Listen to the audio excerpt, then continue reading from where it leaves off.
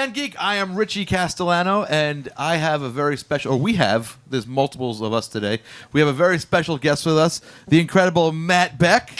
Yeah. Hello.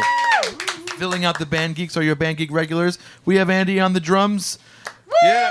Andy! We have Anne-Marie on the bass. Oh, hey. And we have Vincenzo.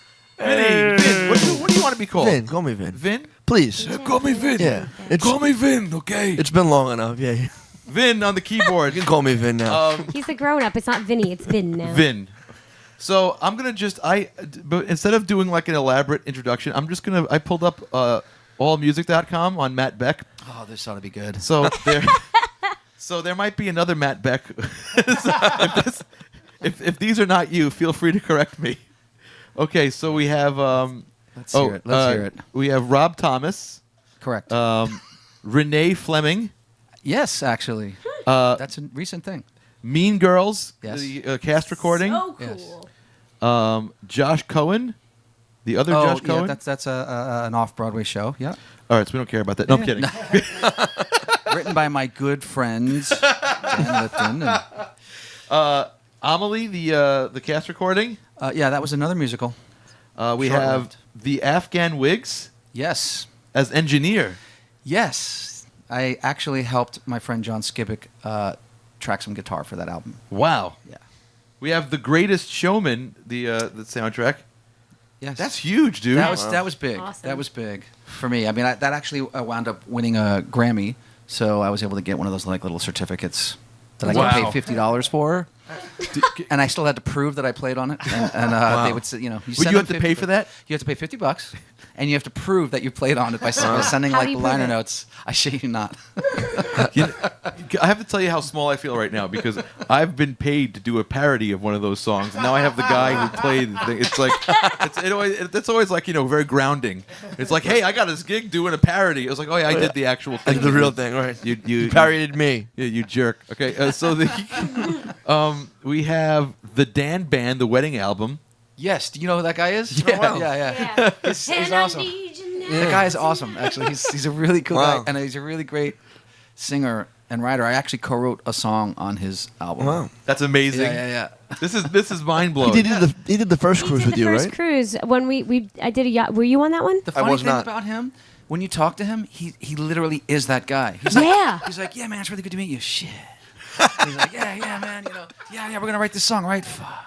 Like that's like him. We did the That's Impractical literally Jokers him. cruise, and like he hung out for every single band performance that anybody did in like board shorts Yeah, and I like a believe that. T-shirt, and he's just hanging the whole all about time. it. That's funny. And that's exactly what he sounded like. He's walking the so walk funny. and talking the talk. All that stuff he does in the songs, he puts in the curse words. That is him. Yeah. That's like That's David beautiful. Lee Roth. You know, David Lee Roth doesn't put on like a business suit when he comes home or khakis. You know what I mean? Right. We got Andy Grammer. Yeah, I actually Wow. played on not knowing that was going to be like a huge album for him. Honey, It had that honey, song on it. You gotta put your hands up. Oh, Yeah. Wow. yeah. My friend That's Steve big. Greenwell had a studio. He used to have a studio in Manhattan, and he used to use me all the time for stuff for all these different artists and stuff. And then like he just stopped calling me, and I'm like, did I piss him off? Or it turned out he moved out to Coney Island. And so my ego was saved. You know. Well, this is pretty impressive. You have a banjo credit. Pennies in a Jar, Nicky Jean. Yeah. I want a banjo credit. Yeah, you should play. I bet you could start play some getting banjo. You banjo. play a lot of instruments, man. I probably can't, but I'm very impressed by this. But there's more. There's more. Spider-Man: Turn Off the Dark. Oh, that was something. I heard that was a really challenging musical to play. It was. I mean, not technically, although once they brought in the arranger, he did write some really hard things. The orchestrator was David Campbell. It's actually Beck's father. Oh, wow. And he writes like all the string arrangements for like all the LA records that are done, all these art pop records, and he's really well known. That's amazing. But working with Bono and Edge, that one gets a little asterisk next to it. That's a highlight. Wow. That was great. Are you a U2 fan? Yeah. Oh, man. I got to tell Edge that I saw U2 at the Hartford Civic Center in like 1986. It was like the Unforgettable Fire tour. Wow. It was awesome. Drunk on blueberry schnapps. Thank you very much. I remember that too. Let's see what else you got here. This is amazing. Obviously, we mentioned Rob Thomas and also Matchbox 20. Yeah, I started with them, and then when Rob, after I did a record and a tour with them, Rob asked me to help put together a band for what was to become his solo project. Right. Yeah. Also, this is interesting. Gwen Stefani. Yeah. Yeah, that was just on one track, but that track became a single. I wonder why. No, I'm just kidding. I'm really not this conceited. The hit maker. It's pressure to be entertaining You know what's on the funny? air. Once You know, the it's- cameras are rolling, you want it. It's like I know, it's like I got to be funny, right? Yeah. People are gonna want to, they're gonna click away if you're not I funny. have to pretend to be a little jerky, or else people Right. aren't going to believe it. Right. It's not going to come off as genuine. What Actually, track that was was just it? a major hookup. My very good friend Greg Collins was engineering and co-producing her second solo album, and they happened to be at Electric Lady in the city here, and he just called me and he goes, "Hey, I'm playing this guitar part in the chorus for this one song, and I can't get it right. Can you come down?" Oh wow! Wow. Yeah. So that was another highlight. But I got to thank my friend Greg for that. Thank you, Greg. Thank you, Greg Collins, wherever you are, L.A. That's where he is. And we have a lot more Broadway stuff here. We have or musical theater. We have Tick Tick Boom. Tick Tick Boom, the piece written by Jonathan Larson, who wrote Rent. Mm-hmm. Wow. Yeah. This is really really impressive, man. I've done a fair amount Respect. of records. I've done a fair amount of records for New York City, where the scene is kind of not what it used to be. I feel like I'm doing probably as good as someone can do in terms of like session work, because there really isn't that much of it anymore. This is really impressive, and I have a question about this because this is such a diverse, wide range of genre and artists. Yeah. And this is something that we get asked about too. How do you feel your personal taste factors into this? Because you're doing a Gwen Stefani thing, then you're doing a rock thing, then you're doing a musical theater thing. Right. Like, and now that I've spoken to you and hung out with you for this session, Yeah. because we record the tunes before we do the interview part, but now I know what your musical taste is. But how does that work? Is it something like you shut off, or is it something you bring to the table? Like, how do you feel about that? I think you guys probably are all the same way. Like just from hanging out with you guys, I get the feeling that you guys are into so many things. I like everything, so I feel like maybe hopefully I get the call for those things because I can bring almost anything to the table in terms of style or direction. Right. You because have a lot the of tricks in your versatility. bag. Yeah, just the being versatile. I've always prided myself in being versatile. Like I always people ask me like, how do you what advice would you give? I'd say, listen to everything, do as much as you can, because then you're more valuable for many different kinds of things. Were you always like that? Yeah. See, that's amazing Yeah. because I had to do something. I got the opportunity to talk to some students from the University of Ohio State University. I guess that's a different place. And the one thing I told them, they said, I know how you guys are right now. Like, this guy's a metalhead. This guy's only like straight ahead jazz. This guy likes hip hop. I said, once you start becoming a working musician, you're literally not going to care anymore. It's just going to be like, oh, who needs me to do this? Okay, I'm doing it. Mm-hmm. That's and like I was. You knew me when I was a kid. I was a pretty opinionated kid. I liked two bands. I liked Yes and the Beatles. That was it. That's why we're getting along right now. And other people would play me other styles of music, and I'd just be like, I'm not into that, man. But then, once like I grew up a little bit and started working, I was like, what? Now the challenge is like not to play what you like. The challenge is to play something you don't necessarily like and play it like you do like it. Right. And sound convincing and know enough of the genre and the vocabulary to do it. And just from reading your credits here, you definitely can fit in on any situation. Or better yet, actually really liking all those things. Like actually opening up. I try to open up my I ears can't to do really. that. I'm sensing that really, because I really enjoy a lot of different things. So like bringing those things to the table, it's very rare that I would be asked to play something that like I don't have some reference point of that I like. Right. Even if that particular track at that moment is like shitty. Yeah. I can at least say to myself, well, he's trying to do this with it, so let me bring all of the stuff I know about that particular bag. One thing you said while we were having pizza upstairs, good Staten Island pizza, by the way. Yeah, I had 2 slices. In the parlor. One thing you said is that every time you have a day off on the road, you go see music. And it actually to the bewilderment of everyone on the road. They're like, don't you want a day off, dude? You don't want to? I'm like, no, man. I want to go hear some other music. You know? That's amazing. Yeah. Because I'm just, you know, I'm open to it. I just want to hear it. I want to take it all in. You know. Now, is this like a bus tour that you're on? Because you're currently touring with Rob Thomas. Yeah. Rob is on his 4th solo tour for a record called Chip Tooth Smile. And we've been out. This leg is literally about to wrap up in a week, and it's about a 10-week leg. So I've been at it for a while. Yeah. So doing this today with you guys on my day off, by the way, is amazing. This is insane that you would do this, because I wouldn't do this if I was you. Right. Like it speaks to what you said. It's like my day off. I'm going to go like record some like a podcast with someone else.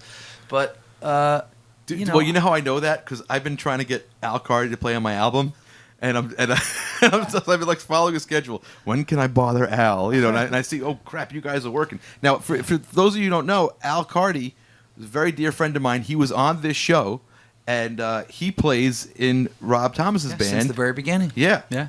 and he might be the best bass player on the planet. He's awesome. He's great.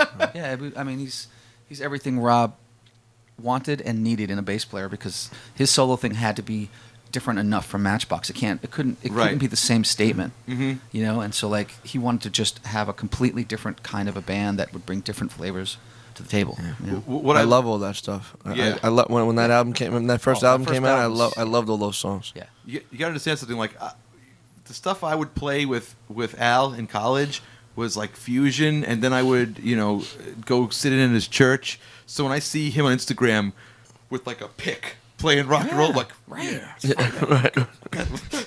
it's awesome. So you talk. So you when I have a day off, which is rare because we're not doing a bus tour, I like to sleep.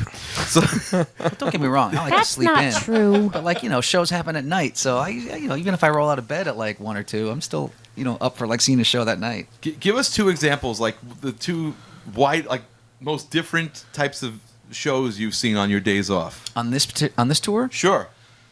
Well, I think I'd mentioned earlier that I was in like somewhere in Texas, like some city I'd never heard of. It was a day off, and they just sort of stashed us in some small town.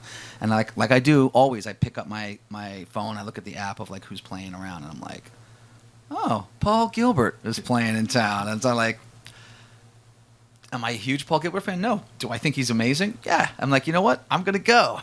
So I actually without any, just drop of the hat. He's I went. awesome live. It was great. He had like a trio with him, and it was awesome. So on the other now, what's on the other end of that spectrum? The other end of that spectrum, let's see. Well, I don't know. On this particular tour, there hasn't been too much like anything that's like opposite that, but I did go and see Carlos Santana, oddly enough.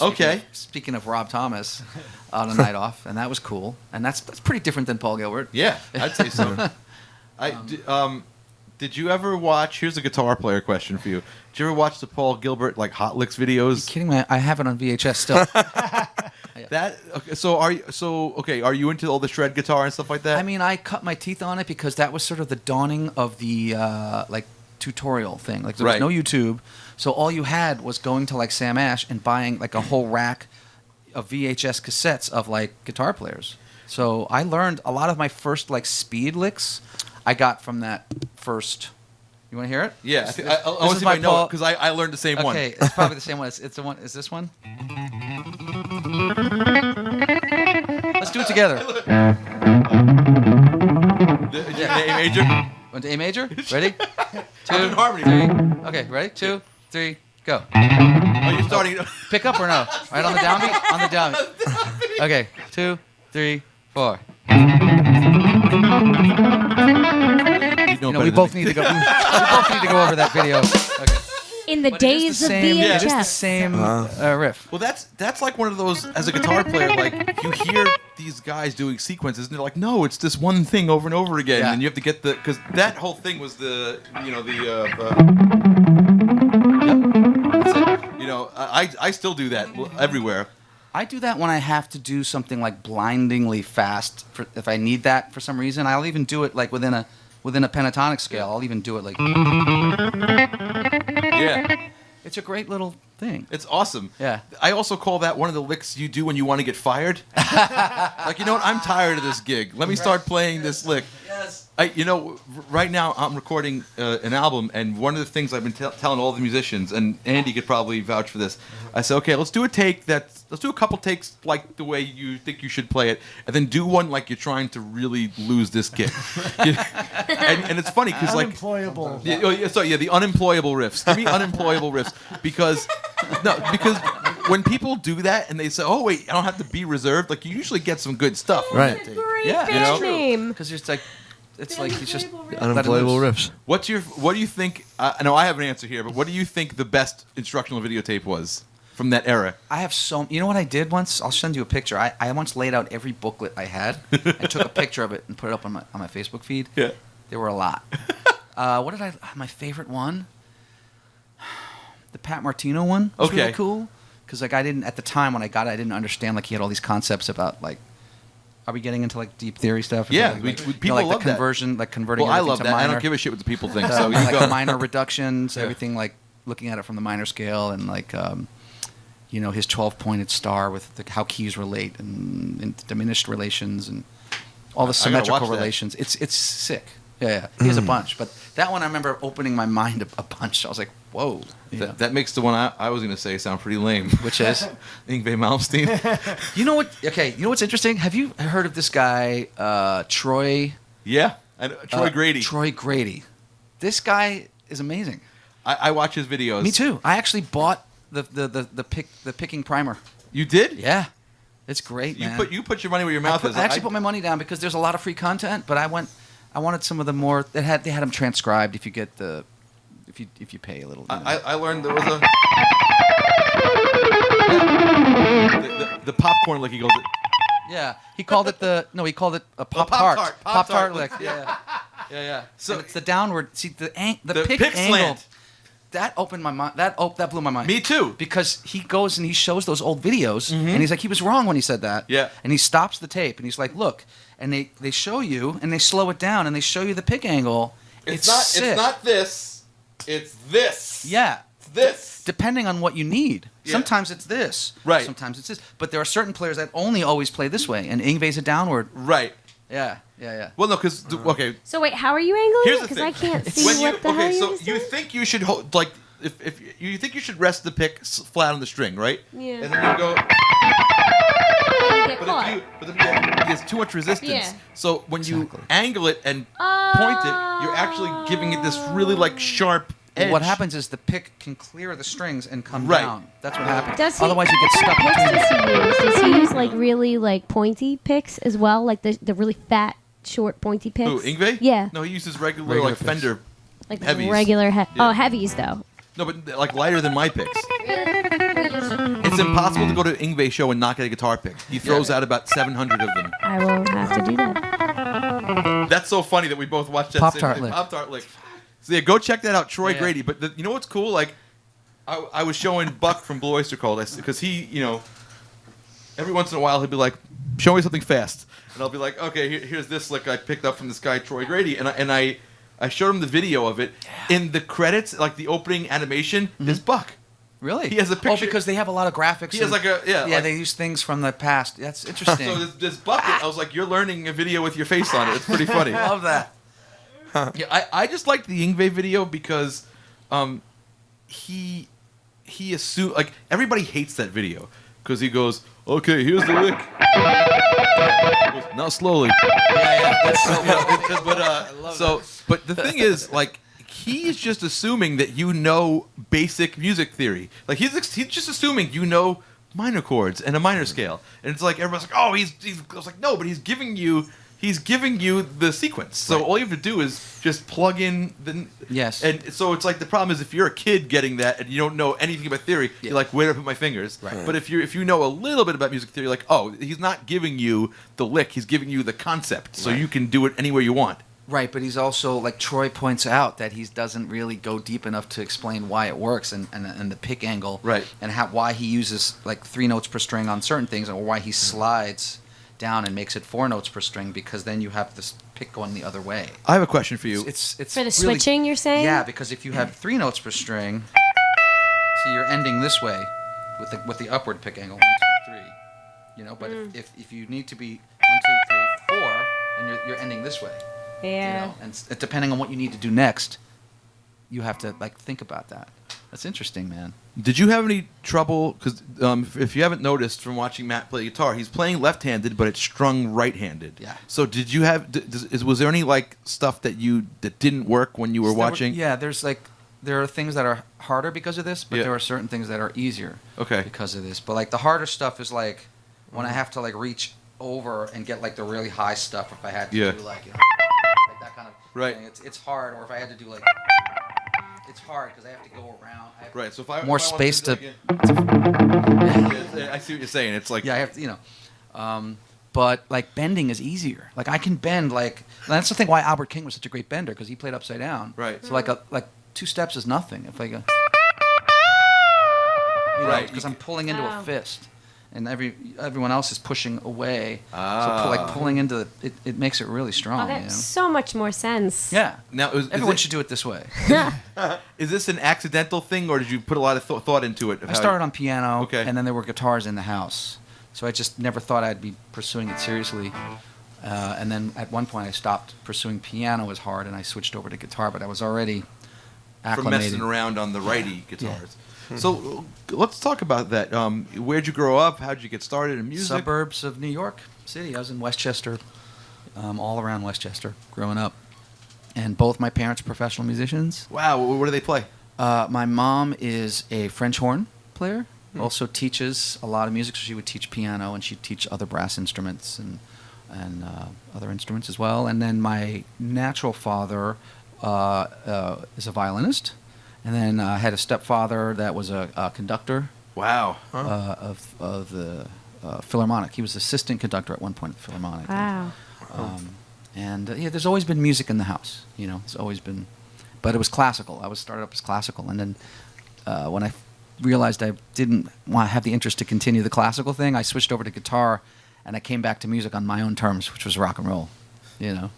So you have classical training, and Yeah. you're like you On took, piano. Like, was it like private lessons or? Yeah, I was at, believe it or not, I was at Juilliard when I was 8. My What? mom had me there in the pre-college program. Oh my God. Yeah, like I was on the path. Oh wait, hold on a second. I just muted you by accident. Sorry.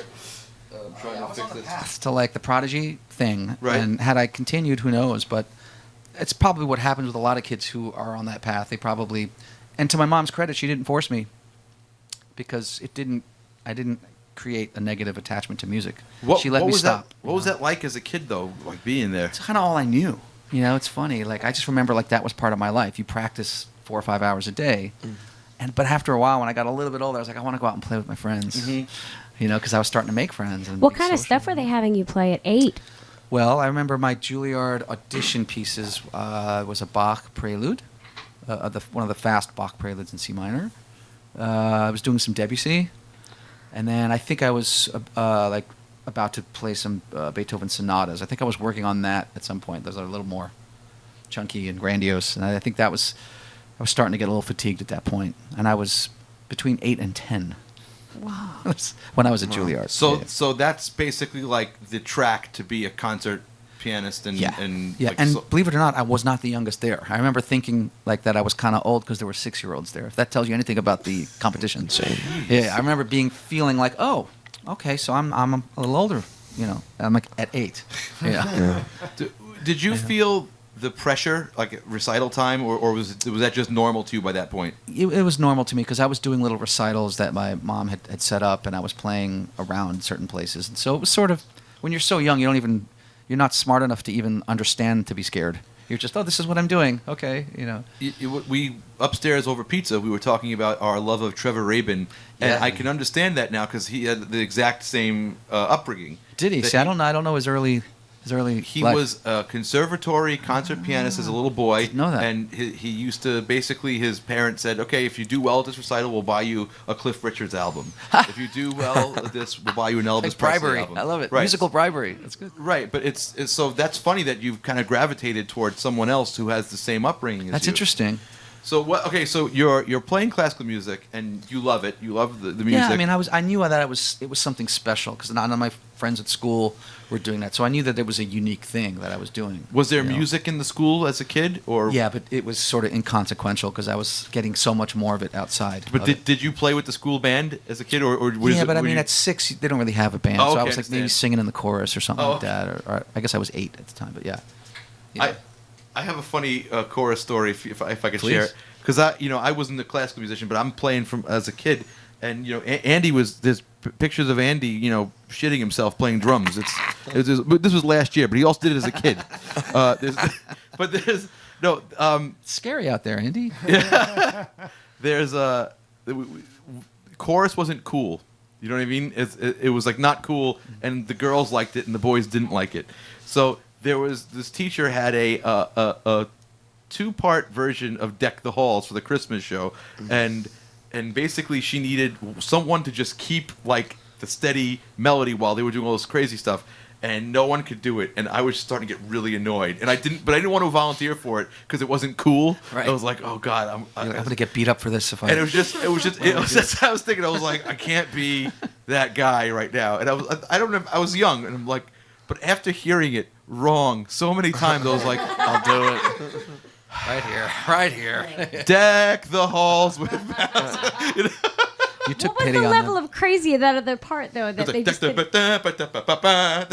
they had it was like that was one part, and the other part had to keep it still. And how old were you? I don't remember. I think this might have been like 5th grade or something. Why was That she might be doing an advanced. That's arrangement kind of like that? advanced. She was doing something. I guess you're 10 by that point, right? Why? I'm sorry, I wouldn't do that with my high school students right now. But but the thing is, like, this teacher was a little much, and she was really excited about this. But the problem is, every time the really good girl singers would come in with that part, everybody else would just fall off the main because they part. were following the really good girl singers Right. prior to that, and the really good And girl singers I were just loud. remember sitting there stewing. You know what I mean? Now, did you have any moments like that in the chorus where you're just like, I must have because I've blanked the whole thing out. I don't remember one day of it now, so I must have. Yeah. I mean, Amory has this with us on a daily basis, so but I'm sure you dealt with stuff like that too. Oh yeah, but I was a girl, so it was fine for me to be like, Yeah. I got it, I got it. So you also obviously, because you have such a great knowledge of pop music, you were listening to contemporary stuff too. Mm-hmm. So Eventually. so as an 8-year-old concert prodigy, what was like your guilty pleasure to listen to? You know, my mom had the Red and the Blue Beatles best of. Okay. You know, where they're like young on the front and Yep. older on the back, On the looking staircase, down on the yeah. staircase. And I definitely tore into that because that was the only thing we had that wasn't classical in the house. And I thought they were cool, and I did know some of the songs just for them just being out there in the ether, just because you hear those songs growing up, and I liked that, obviously. And when I discovered them, I was like, oh, I started, and that might have been the precursor to me, like, being ready to, like, receive, my love of, like, rock and roll later. Were know? you writing music at this point? I was. My mom has some recordings of me and some of the piano pieces I was composing at that age. I even tried to, like, write some of it out, but I couldn't quite have the knowledge to get it down. But Instrumental. She has these pieces of paper with, like, these scribble, kind of like notes, and, like, it's wild. So in your house, was it just music all the time? Pretty much. Wow. Yeah, pretty much. Because I have a younger brother, and he was taking lessons too for a while, and it just was always music. And she was teaching lessons at the house. Sometimes people were coming through. What year is this about? This would have been like early 80s. Okay, so Yeah. were you allowed to watch Return of the Jedi? Yeah, we saw that in the theater. I saw it in the theater. Yeah. Yeah, I mean, like, I actually did watch a fair amount of TV. Okay. Actually, it was right around the time that, like, MTV started. And that's another way that I sort of got into some of the more popular things that were going on around that time. The reason I ask is I had a student years ago, and she played like 6 instruments, and all she did was music, and her mother wouldn't have a TV in the house.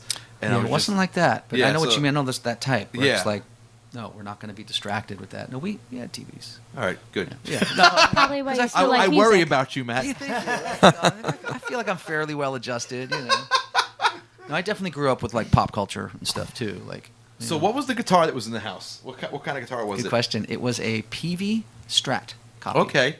And whose natural was it? wood. My mom bought it for my brother, Okay. and then she bought me an old Casio keyboard. And and I was playing that keyboard a lot because I like to mess around with the synth sounds and stuff. And then after like a week, I just started I took his guitar and I just started playing it. Was he not playing it? He or- wasn't playing it okay. anyway, but I just sort of like co-opted it. I'm like, this is mine now. You know, and we had like a little PV Bandit or something, Right. like also.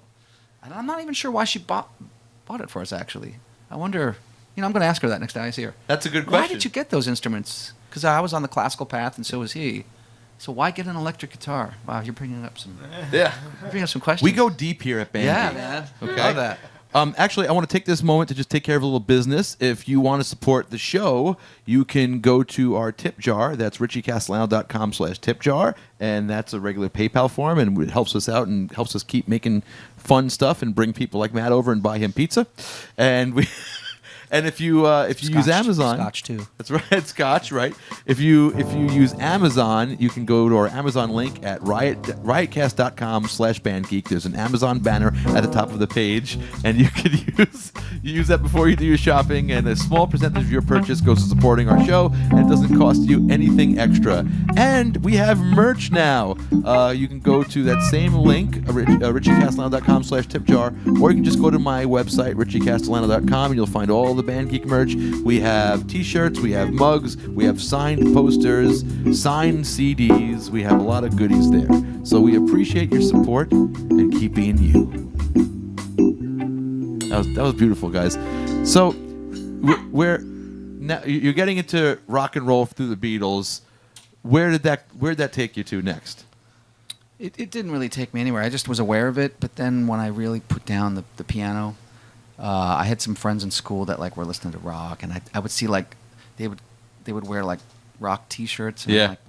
I'm like, there was like this whole mystique. It was like I'd a see, cult you wanted to be part of. 'cause I was like, I see this like Who shirt, and I'd see like these symbols on it. I'm like, it's cool. I don't quite get it. Like, what is it? And you don't know this? And they'd make me like a mixtape. And I started listening. I started getting into it, and like so like just hanging out with like friends. The mixtape. The mixtape culture is like almost gone. I mean, I guess you can have a Spotify playlist now. Yeah. But like, how many musicians were like? A mixtape was a huge part of. Absolutely. Talking about the Beatles, I wasn't aware of the Beatles. I knew my dad only listens to black rhythm and blues. That's all he listens to, right? And that's all we had in the house. And my mother would listen to Whitney Houston. So that was it. That's cool. But I saw Ferris Bueller's Day Off, and I saw Twist and Shout, and that affected me. Yeah. And then my uncle, I told him, I would like. Do you have that song? Can you make me a copy? He goes, yes, and he made me a mixtape of that and a bunch of other Beatles tunes. That's cool.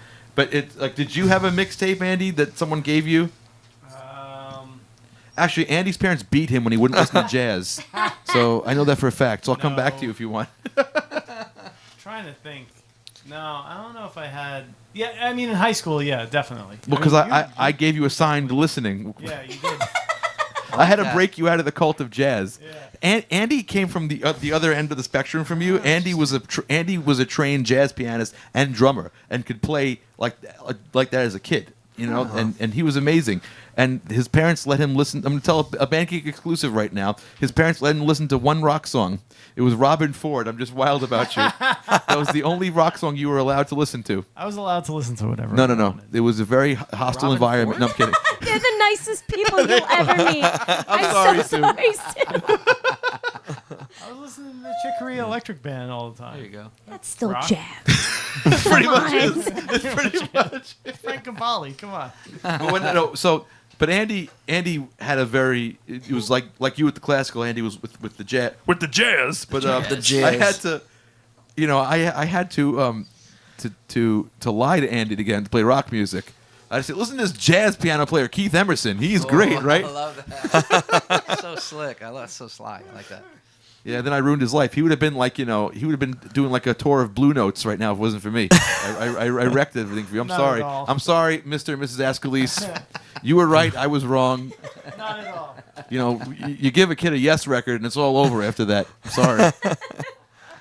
But how about you guys? Did you have what was on your mixtape, Anne-Marie? So I didn't get into metal until Mickey Rosso gave me a mixtape. It was beautiful. I forget what it's opened with, but the next 2 tracks were Dream Theater. There was Death, there was Gwar, there was Anthrax, there was Creator. And right in the middle of all of that, he put Tom Jones. It's Not Unusual. Fits right in. And I thought to that, see like, if you're because, listening. some of those songs, like some of the Anthrax and Gwar songs, they start, like, with weird samples and stuff. I was like, oh, it's a sample. And then the sample never ended. I was like, no, it's just the song. But there was, like, there was Slayer on it. It was great. That's how I got into metal freshman year of high school. But, like, I was the one who made the mixtapes for everybody. I had, like, a little business going on in my house because when I finally got a computer and I finally got the internet, and I finally got LimeWire. Yeah. I would like make the mixtapes for everybody. Don't arrest us. That was I'm the sorry. age of file sharing. We all did it, guys. Actually, LimeWire was legal because it was peer to peer. Right. Yeah. Yeah. And I had, I actually found this unbelievable. I would just sit there and scour the entire internet for music I never heard before. And there's this live version of Ella Fitzgerald doing How High the Moon, where she scats for like 7.5 minutes straight. Wow. And at 15, I memorized the whole thing. I was like, I listened to it so many times. It might be live in Berlin. Like, I haven't like Shazammed it yet. Like, I haven't brought myself to do that yet because I'm like, the mystery is still. I was like, I think it's live in Berlin, but I'm not sure. So it's like I found so much music that way, and I would just like do that to make mixtapes for other people. That was huge. That was huge for me. These kids, they just don't get it. Vinny, how much Barry Manilow was on your mixtape? It's not. Be honest. Actually, zero. It was no mix. There was no It was Manilow all in my house. Manilow. A lot of my musical tastes were, well, you guys are talking about chorus. My chorus teacher was my mom.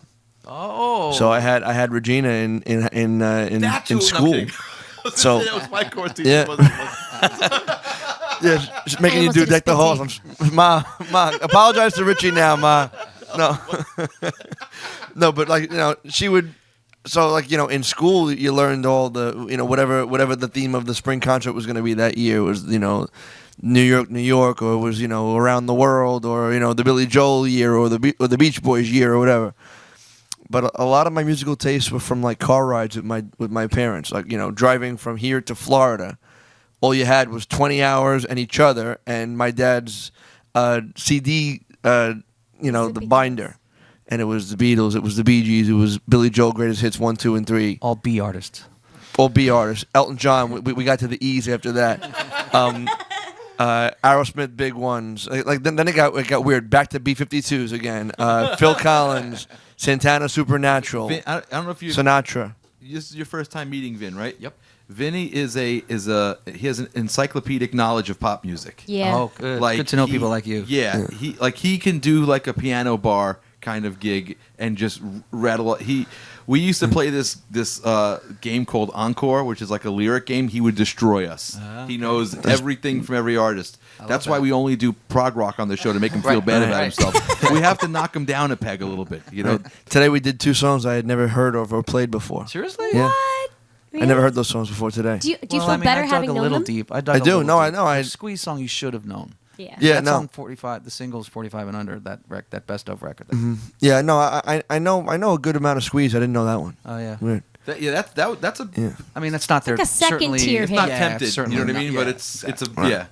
But It's like black coffee yeah. in bed and like that are on the same level of Right, knowing. Another Nail in My Heart. It's like yeah. The 2 songs you picked though, or from the 2 bands, those are like harmonically delicious bands. Oh, Yeah. yeah. Oh.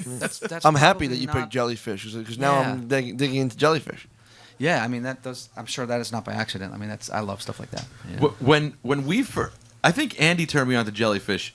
He was working with somebody who was listening to the music we were writing, and he goes, "Oh, you guys sound like Jellyfish," and we never heard it. And I remember Andy came to me like the most excited he's ever been. It's like that. on a scale from like 1 to 10 is like a 2.5 for him. But he was like, "There's a band we got to listen to. You're gonna love this." And I was like, I don't want to know any more new music. I know enough music. I'm good now. I have all the bands I like. He was like, no. And he played it to me, and I was like, oh, this has just became my favorite band. And it just like Did you just become best friends? yeah, no, it hit me. It hit me on that level. With Squeeze, it was like I knew we had a teacher in high school who played Pulling Muscles from the Shell, so we had to learn that. And I'm like, this song, sounds easy, but it is not easy. Right. It's like what kind of pop song has 6 chords in it and major 7th chords and then like as I was like, oh, they did Tempted, oh, Black Coffee in Bed, and then another thing we were commenting on is that he is like a guitar hero that nobody knows about because of his other talents are so amazing. I know it's odd though to me that he's not known for his guitar playing because he's just known as the main singer and writer. What's your favorite Tilbrook solo? Oh my God! I mean, I think probably the song we did because that was one of the reasons I picked it. I love. Is that love? I love. I mean, Pulling Muscles. We talked about that before. Yeah. That's great. I mean, there's so many. Actually, my favorite is probably Black Coffee in Bed. That's It's so melodic, you know. It's jazzy. I like It's all the jazz notes. Oh yeah. that's all I know. That's a good one. A lot of those songs, like with I feel like a band with Squeeze, a band like Jellyfish, there's no room to really, there might be a couple of songs, but they're complete songs, they're pieces. And you have to play them the way they recorded them. Yeah, they're There's no room compositions. to to open them up. And, There's no and- vamp on this. No, little there's Why no. would you jam. change Right. it? Why would you change it? That's a perfect Right. solo. Like, Let the why sax would player. you- Right. Yeah. Everybody can go at the same time, but I feel like that's a lot of Billy Joel songs the same way. Yeah. And it's I he's agree. my hero. And it's funny. I've seen Squeeze a couple times, and Glenn plays those solos as close to note for note as he can. He does more respects riffing it. with his voice Yeah. than he does with the guitar. Yeah. But It's yeah, interesting. like that's always my takeaway from that. So if I don't know if we haven't decided yet if we're putting these I'll put them at the end. in the middle in the end. But if we do, this would be It's separate. a good part for that Squeeze song. But That was fun. that was fun. That was great. Wow. That was great.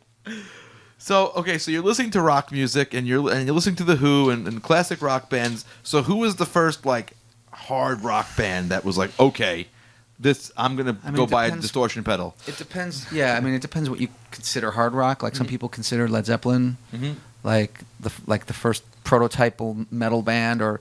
But I got really into Zeppelin, and Okay. I think that's when I realized I needed to get like a stomp box if I was going to get those sounds, So what was the first piece of like rock gear you bought? Because you have the PV Strat at home and the Bandit, the that's 112 Bandit, right? And those were just gifts that my mom Yeah. brought home. and you can get a decent sound with that. Yeah. You can't play a gig really with it. No, But the first thing I got, you ready for this? yeah. It was a knockoff white Flying V. Okay. Yeah. I think Triumph was popular at the time. Rick Emmett, Yeah. Triumph. And I think there was a video where he was playing a white Flying V. And my local music store, that happened to be one of the guitars they had there, but it was some, like, knockoff of a knockoff, And I was like, Mom, I want that guitar, And she bought it for me And for this is like, my after birthday. you walked away from the piano for a while. Yeah, and I don't even think that I was, like, officially, like, back to music. I want to be, a guitarist. I think it was, like, that sort of middle ground where I was sort of, like, still getting interested in pop music and rock music, and I wanted to have a guitar to play. It wasn't like I was gonna like I need to have a guitar because I want to be a musician now and I want to be a guitar player. Right. It's just like stuff that was leading up to that. How long of a break was it from when you stopped doing the concert like That's a piano good stuff? question. There was a 3-year period where I wanted to be a professional tennis player.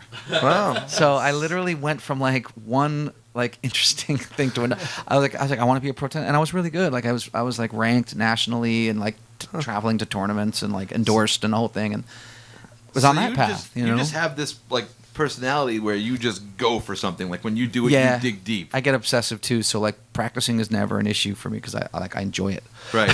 Because it's like that let that OCD kick in, and But you like Jellyfish, you have to get everything that Jellyfish has. I have a lot of guitars. Oh, you as do? do you. But I own a lot of. I have hundreds of pedals, and Oh my God. I have like over 50 guitars. And, Wow. And many amps.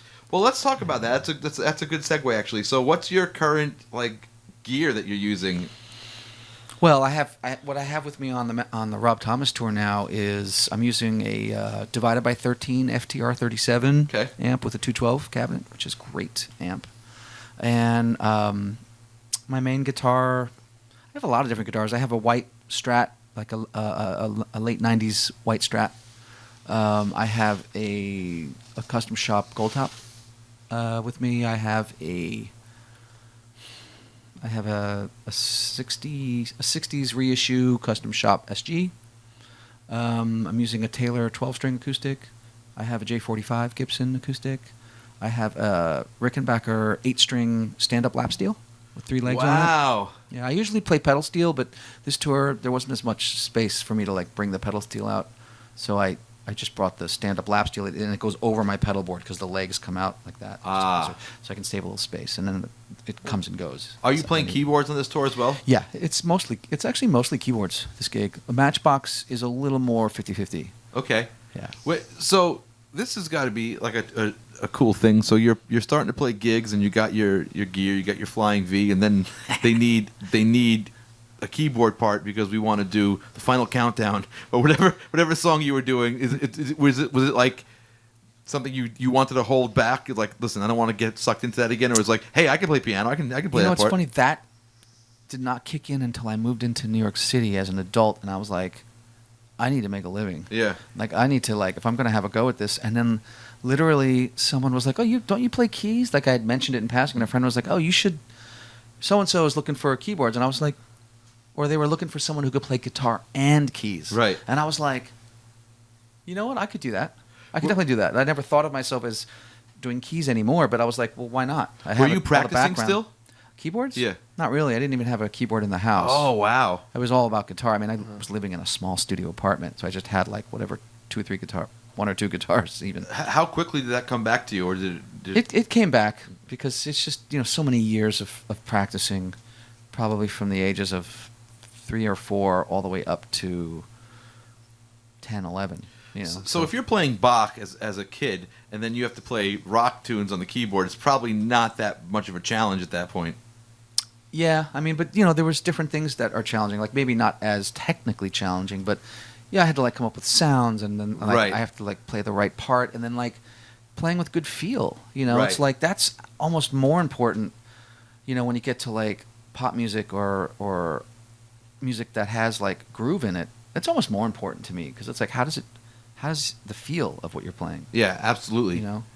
That's very important. So what was? I'm going to contradict what you just said, but I have a very very important question that you know the answer to. What's the hardest thing you've had to play on keyboards? You mean like since going? Yeah, like incorporating it back into what I do? like on a gig, someone's like, "Oh, we got to do this," and you're like, "Oh, this is." This is a good. It segues into a really good story. I played in Rod Stewart's band Yes. for a year. Wow. While I was still in Matchbox, there was a hiatus, and it just literally fell into my lap. And I spent all of 2007 in Rod Stewart's band, and my audition, if you will, was a corporate gig, and literally. He had stopped doing the standard. Like for a while he did these standards records, Yeah. and he like was winning Grammys doing it. Right. And then he's like, I'm doing rock now. So like I sort of came in as like part of this rock wave of players that he wanted back in the band, Right. Instead of like the standards jazz thing. But there were still some standards that they would do, from time to time. And literally they told me he's not going to do any more standards, but here are the 50 songs you need to learn that he's going to call from. Oh, geez. So I learned it. But anyway, I'm at dinner, literally, and we're about to play in an hour or so, and the MD comes over to me and goes, "Oh, Rod does want to do a couple of standards, like, here's the music." And it was like written out, like jazz solo intros, like set up, like bum bling, like by himself, and then like the first verse is like you and him, and it's like like my heart sank. I'm like, I'm gonna lose this gig. I'm not gonna get, So I excused myself from dinner. Yeah. Give me the music, and I went. Luckily, the stage they hadn't opened the doors yet, Right. And I just sat there with headphones and I practiced it for like an hour or 2. How's your sight reading? Good, because I really got that in early, Right. The reading thing, and that actually is one of the things that has applied to guitar very quickly because music is music, even though it's harder to read on guitar because of the duplication of Thank notes. you. Thank you. Thank you. I mean, Look into the camera and say that, please. I mean, it's a cliche, but the cliche of being bad readers as a guitar player, there's a reason for it because this note exists many places, and all the notes exist many places. So it's not as easy as playing. You have the piano. The middle C is your middle C. Right. It's also it's like write something out. Write that out. Look how stupid it looks on paper. Right. It's like every guitar player you go. everybody knows how to do it. But if you write that down on paper, you go Right. like because when I did those like symphonic gigs, like there would be like Brian May licks on there, and I'm just And like, you're like, how am I supposed to interpret that? what is that? Exactly. Yeah. And I'm like, oh, okay, that's right. And then okay. the opposite of that is true too. It's like something as simple as like Barry Had a Little Lamb, Yeah. very simple melody. Anybody could read on a piano, but it's like, well, if you're on a guitar, how are you going to play it? Is Yeah. it like, is Yeah. there's so many different ways that you can play it. That's I And really so- liked when the Guitar Player magazine was doing the notation tab. So it's like you can look at the rhythm, you can see Yeah. how it goes Sure. musically. What I started doing when I was teaching is I would write tab with rhythms under the tab. So yes, it was like you can put the stems in yeah, there. you put the stems in just so that you can Yeah. still get the rhythms and you can see where to put your fingers. I mean, it looks kind of stupid because with the music you can see the direction of the lines, but it's like at least you know you can kind of see, you can visualize Yeah. it where you really can't the other way. And also, since I do a lot of MD stuff, I sometimes have to, depending on what the gig is, I have to like make charts for people. And sometimes it's great that like with Finale, which is the transcription software that I use. There's also like Sibelius, but I use Finale. They have like you can actually have a line of tab, and you can like just play in the note, and then it'll come out in tab under the regular staff line. That's great, and it And like you can even figures- put, and you can like have set a preference to put the rhythm in too. It's pretty cool. That's great. And it could double. Yeah, I use Sibelius, and like sometimes they'll just double up on the staff. It's great because like I mean, it's funny. Both the songs we picked for them, one of them I wrote in tab, and one of them I wrote in notation. It just made more sense to It just made either more of like those I ways. did the squeeze song in notation and like chord Yeah. symbols and stuff, and the other one I did And I that did all speaks tab. to Just and that made more speaks to you sense. being versatile enough to do that. Like if somebody doesn't read, they don't have that option to do that. It's literally a different size of my brain though. Yeah. Like I can't actually get one to talk to the other. I do one or I do the other. I can't really. Never the twain shall meet. well, So. I was doing a gig and they gave me all the music, and I basically like went through the whole thing. I read, but I can't sight read very well. It's like I can if I have some time with it, I'm fine. So I just went through the whole thing. I was like, oh, that's gonna be a problem. So I just scribbled some tab on the side. Oh, that's gonna be a problem. And then I ended up having like 50 of these little like scribbles. Smart, though. And then I couldn't make a gig, and they were like, "Can you give your music?" I was like, "No!" I'll give it to him, but I don't know if it's going to be helpful. I was like, "He can't know. Oh, I see. He can't know I'm a fraud, and I have to have little tabs everywhere." So many of those dudes do No, that. but you know what? He was like, "No, leave it on. I need that." That's what the So guy many said. of I was those like, dudes do "Really?" that. Because I was like, "I thought you were gonna just like come in here." It's like, "No, leave that on there." I was like, "Okay." I will say this though, like doing this, some of the sessions that I do, which are like some of those like movie score sessions or even the Broadway stuff. Man, I got my reading together really quick. I mean, I've always been a good reader, but Yeah. I'm very confident now. And like the more you do it, the more you see something. You're like, oh, I can do that in fifth position. I can do that whole thing in fifth. I'm gonna have to switch up to 12th position for that, but and then I'll put in little markings like Roman numeral, Right. fifth position, 10th position, and that's if I get like if you're in a session and they like hand out the music and they want to come on, let's go. Yeah. Usually I'll have a few minutes. I can look it over really quick and say, oh, that gets a little high there. I might go to a higher position. I'll put in a position marking. Sometimes they put that in Sometimes, notation. but- I remember guitar ensemble stuff. They would hand me out Right. they would put like fifth, 12th, whatever. And then sometimes they don't because they know that I may want to do it in a different place. Yeah. Because Right, you it's- can play it in w- so many different places. With you a know. gig like that, I find it's important that you're supposed to take the notes on the page and adjust it for the genre-specific rock guitar thing Yeah. you're supposed to play. Yeah. You know what I mean? Like, no, like if you read it flat, like just like right off the page, It it would would be sound wrong. very Yeah. unexciting. You know what I mean? But if you have to interpret like, oh, this is what they This is want. what they Yeah, want. this is it. Exactly. Yeah. So that's a skill all in itself. It so is. just being terrified at the notes like I would be, and then he's past that. He can lead it. Go okay, and then now I have to interpret this. That's what you're doing. So we've all been talking for like an hour already, but I don't want to keep you here because you have to play more gigs. But so can you really quickly, because you talked about a film score. We haven't talked about this too much on the show. Can you talk about what it's like playing in a current Broadway show? Sure. I've been doing it between tours now for a very long time. At first it really feels like, at least for me as a guitar player, it feels like the closest I will ever get to playing in an orchestra. Like, you know what I mean? Because it's like you're surrounded by all these different sections. You've got look over there, you see a string section, you've got your brass, you've got reeds, double reeds, and percussion, and it's like, and then there's a conductor on a podium, like, sometimes with a stick, sometimes not, and it's like, wow, I'm in an orchestra. So like, it's actually thrilling, to be part of that, because like, we're used to just playing in ensembles like this, Right? Small ensembles, but to actually literally be amongst that many people, it's awesome, Now, what about like the feeling of pressure? Because like those shows are obviously tightly choreographed, every aspect of them. Like, did you ever get like, oh man, if I screw this one part up, I'm going to throw everybody off? Or yeah, I mean, there are certain things that are super exposed, and like, when I'm preparing my score for like my subs to learn, I'm like, you let them know, like, hey man, this is really exposed here. Yeah. So like, you really want to make sure that this is on point. Yeah. But like, other things you might play, that's just comping. That's just, playing some Freddie Green stuff. It's fine. You just go through it there. So is it true that the subs, you have to have subs like play a certain amount of time? I mean, each show is different. Like, each MD is comfortable with different things, but usually a sub comes in and they learn it, and they get approved to come back. I understand. Right. Off of their first performance. Right. Or not. And then when they do, when they've done enough performances that the conductor feels like they are like as good as the chair holder, they'll say that they are designated, and then they can be used freely, at any time without any issue.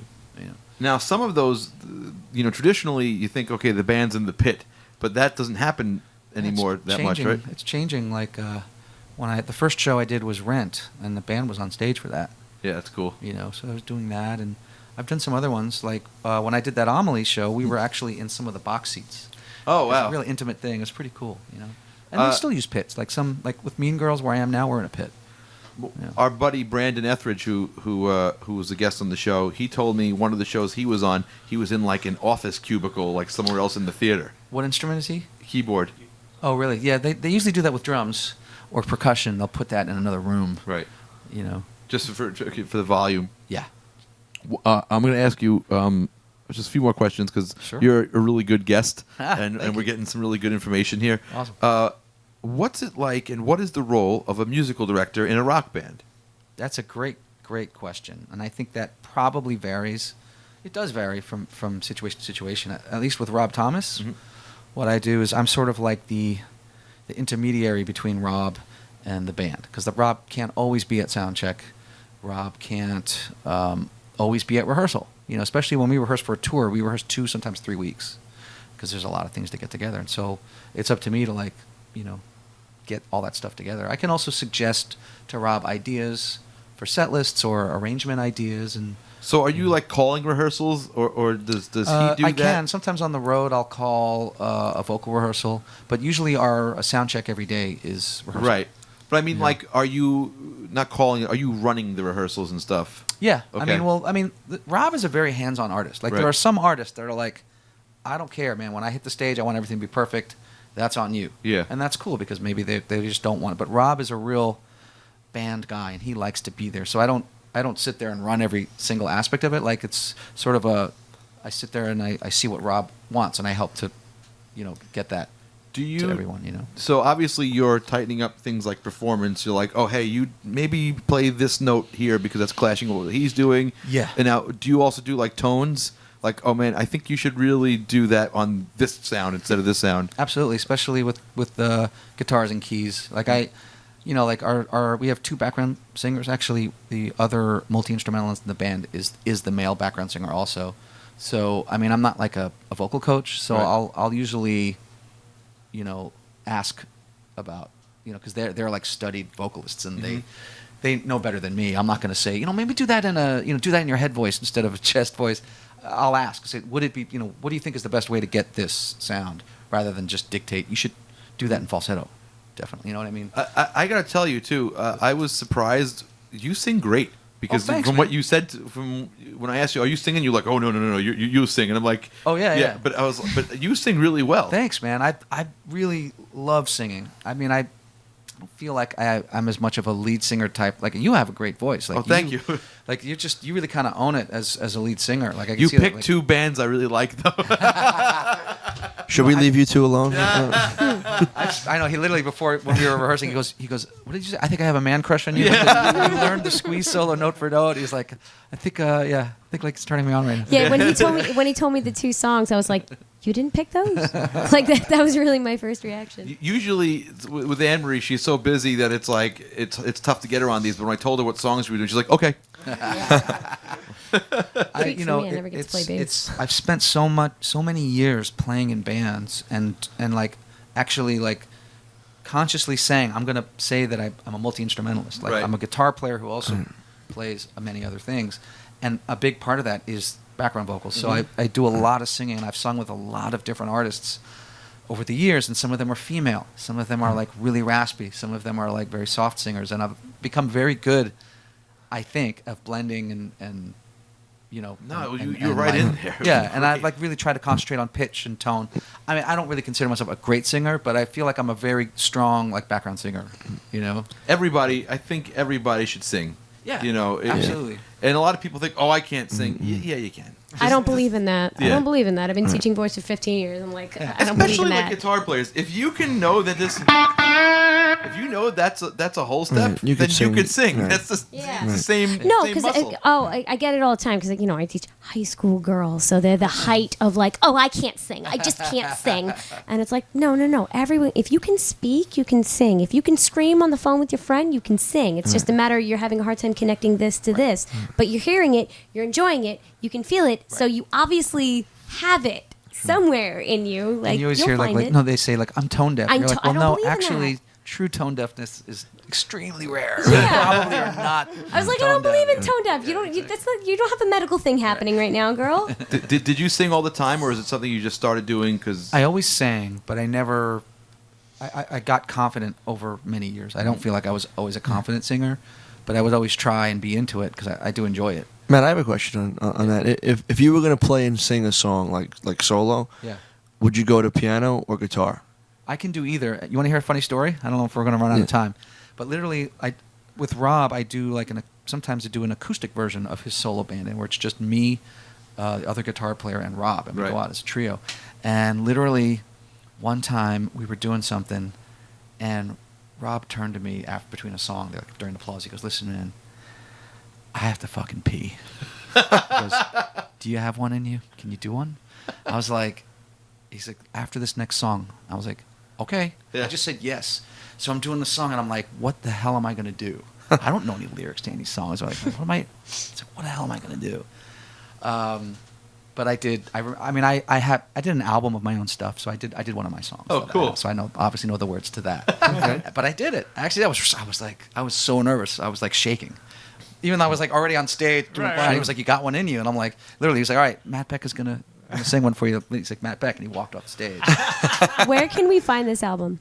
Thank you, Anne Marie. Thank you very much. Very good, thank you. You can find it on any outlet for downloading. It's on iTunes. Spotify, all that stuff. Yeah, it's What's it on called? Spotify. If you ever see me anywhere on the street, I can get you one out of my closet in my apartment. I do have a few sitting in there. Do you have a website? I kind of not really. I need to work on a proper one, but I have I have a Facebook and Okay. Twitter and Instagram and all that. So there you go. know, So look up Matt Beck on Twitter, Instagram, and Facebook, and see what he's up to. Yeah, I might be Matt Beck 20 on Okay. Facebook, with the 20 spelled out TWENTY. I get. I Matt Beck got 20. it. Yeah, they gave me that nickname when I started with them. Matt Beck 20. Wow. So we're gonna end the show. I guess if we might end it with that jellyfish song. Oh yeah. But I want to thank Matt Beck for being a wonderful guest. Awesome. Thank you. This was really a lot of fun. Yeah, it was chock full of information. This was an amazing show. I was going to ask you about jazz, but I think people are getting tired of me doing that. Well, you didn't have to do the thing you did. He had so much interest, so many interesting things to say that you didn't have to go. So, do you study the dark arts? Jazz. I went to college. Believe it, my degree from Manhattan School of Music is in jazz, guitar, and commercial music. That's That's cool. my There you degree. go. That's cool. So you could. So do you? I mean, do you do jazz gigs? Like if someone. Occasionally, Yeah. yeah. I have this a good friend of mine, John Regan, that plays at the Roxy, this hotel in Manhattan, and it's a jazz gig, and like I'll do it every once in a while, and it's fun because I never get to do that. Sure. You know. You do things that terrify me. I like you, Matt. Yeah, no, that's exactly why I do it. It's like it's how you grow, right? Yeah, absolutely. Matt Beck, everybody. Thanks, guys. Thank you for coming on the show. Thanks, guys. It was fun. Thanks for watching. We had Andy today, Anne-Marie, Vinny. I'm Richie. We're the band Geeks, and we'll see you next time. Thanks for watching.